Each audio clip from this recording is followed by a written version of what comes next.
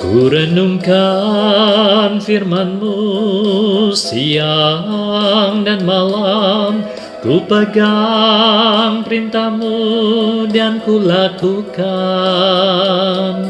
Engkau tahu ya Tuhan, tujuan hidupku hanyalah untuk menyenangkan hati-Mu. Selamat berjumpa kembali dengan Romo Antonius Dwi Cahyono, SVD. Terima kasih untuk Anda yang terus mendukung pewartaan Sabda Tuhan dan juga membagikannya kepada yang lainnya. Bagaimana kabar Anda? Semoga Anda semua, sobat-sobat Lumen, dalam keadaan sehat dan tetap semangat. Sobat-sobat Lumen yang terkasih, ketika terjadi kelangkaan minyak goreng beberapa waktu yang lalu, atau harga minyak goreng menjadi mahal, lalu ada pembagian minyak goreng secara gratis, ataupun mungkin penjualan minyak goreng dengan harga murah. Maka ketika hal itu terjadi, pasti ada begitu banyak orang datang untuk ingin mendapatkan minyak goreng tersebut. Dan apakah Anda pernah ikut antri untuk mendapatkan minyak goreng yang seperti itu?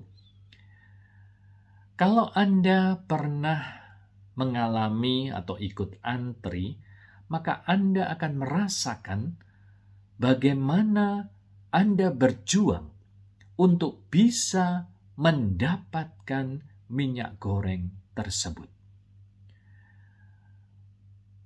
Berbagai macam perjuangan yang harus dilalui, mulai dengan menunggu waktu yang tidak menentu kapan kita bisa mendapatkannya. Lalu kemudian juga harus dengan berdesak-desakan di tengah kerumunan manusia. Dan yang paling menyedihkan adalah kita kehabisan jatahnya, atau kita akhirnya tidak mendapatkan minyak goreng tersebut. Tapi sahabat-sahabat Lumen yang terkasih, memang hidup itu penuh dengan sebuah perjuangan. Maka mari kita dengarkan firman Tuhan.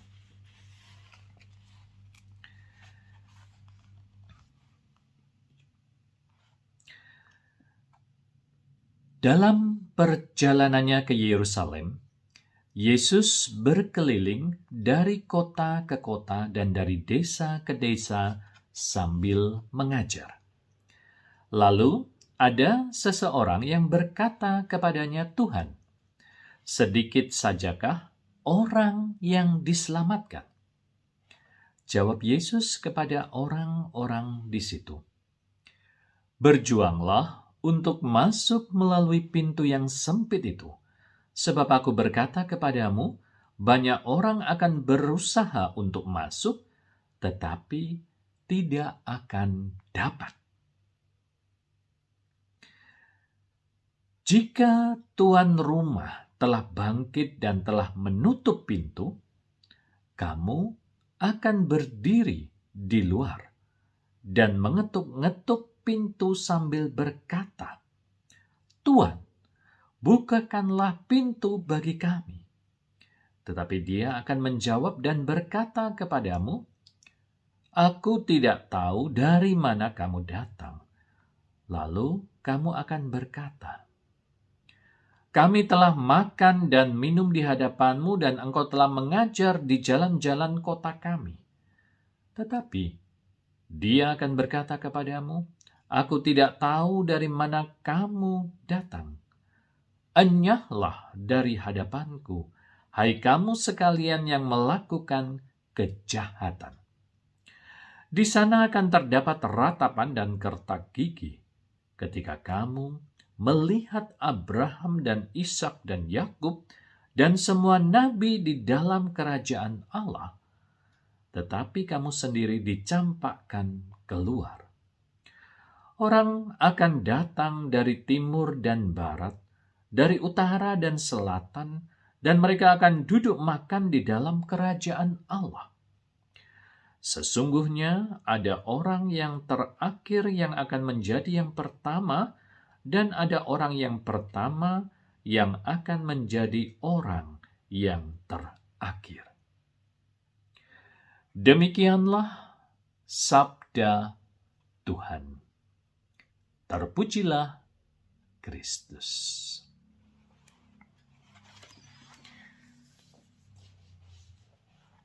Sahabat-sahabat Lumen yang terkasih, sabda Tuhan yang baru saja kita dengarkan menggambarkan perjalanan hidup manusia untuk bisa mendapatkan keselamatan, untuk bisa mendapatkan sebuah kebahagiaan yang sempurna, kebahagiaan yang sesungguhnya. Maka, untuk bisa mendapatkan keselamatan, memang dibutuhkan sebuah perjuangan. Keselamatan itu tadi digambarkan seperti sebuah pintu yang sempit. Bisa Anda bayangkan kalau ada banyak orang sama-sama ingin masuk ke dalam pintu yang sempit itu, maka tentu saja yang terjadi adalah saling dorong, saling berdesakan. Dan orang akan berlomba-lomba untuk bisa melalui atau melewati pintu yang sempit itu supaya bisa selamat. Dan itu memang membutuhkan sebuah perjuangan besar. Maka bertanyalah orang kepada Tuhan Yesus,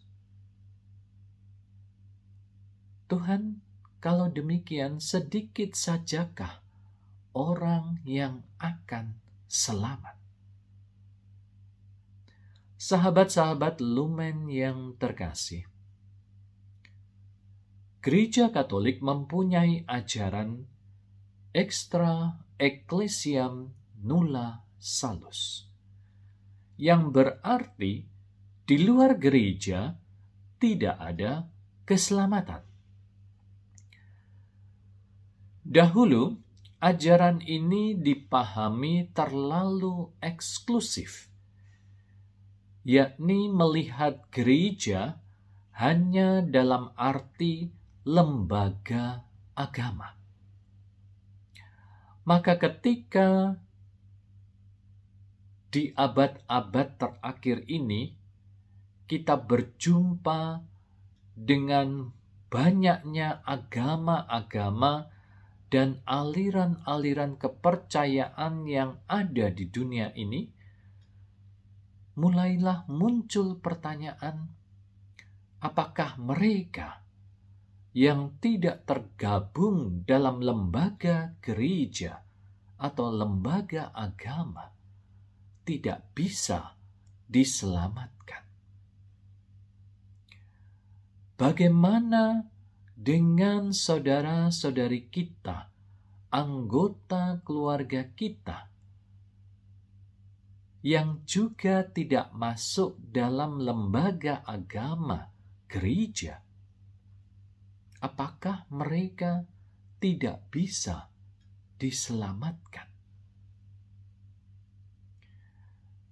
Maka Gereja Katolik kemudian ingin menegaskan kembali ajaran extra ecclesiam nulla salus, tetapi bukan dengan pemahaman yang sempit, melainkan dengan pemahaman yang lebih inklusif.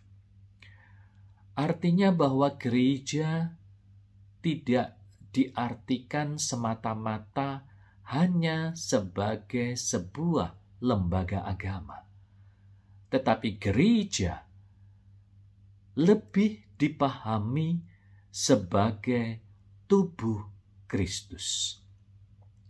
Bahwa kita sebagai tubuh dan Tuhan Yesus sebagai kepalanya.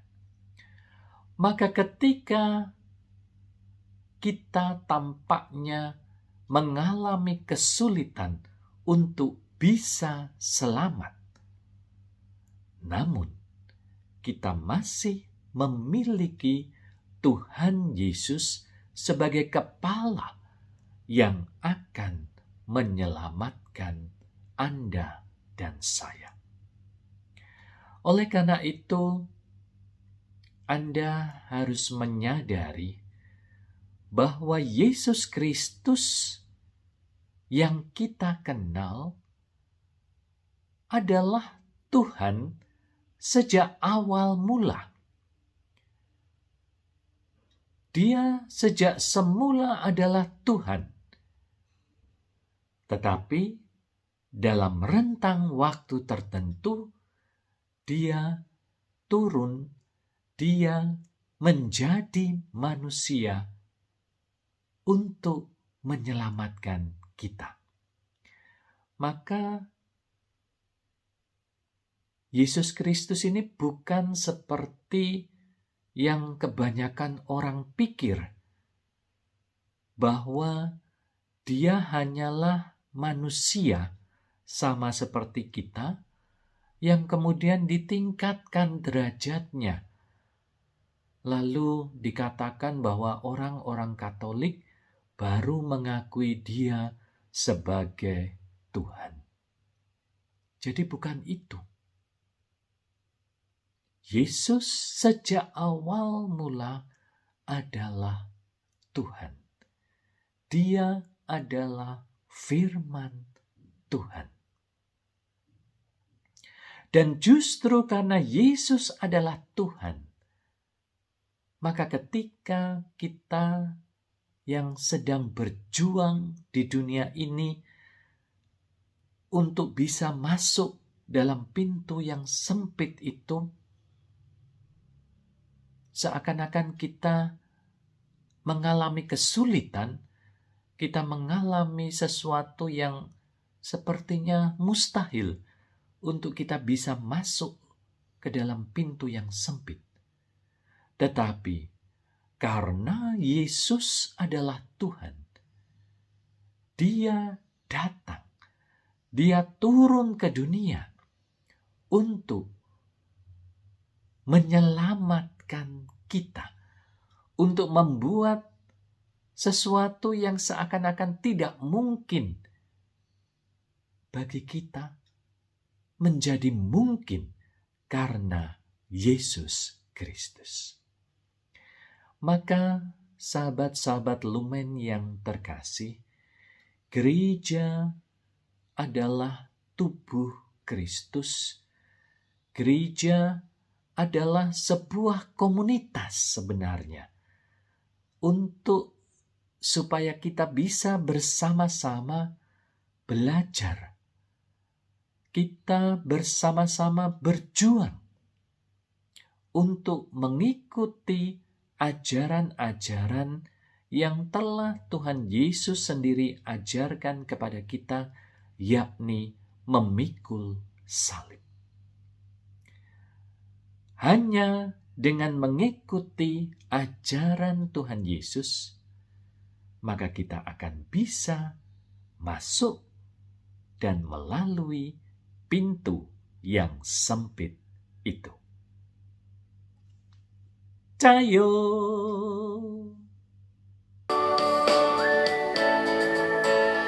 Kalau ku cari damai, hanya ku dapat dalam Yesus. Kalau ku cari ketenangan, hanya ku temui di dalam Yesus. Tak satu pun dapat menghiburku, tak seorang pun dapat menolongku. Hanya Yesus jawaban hidupku.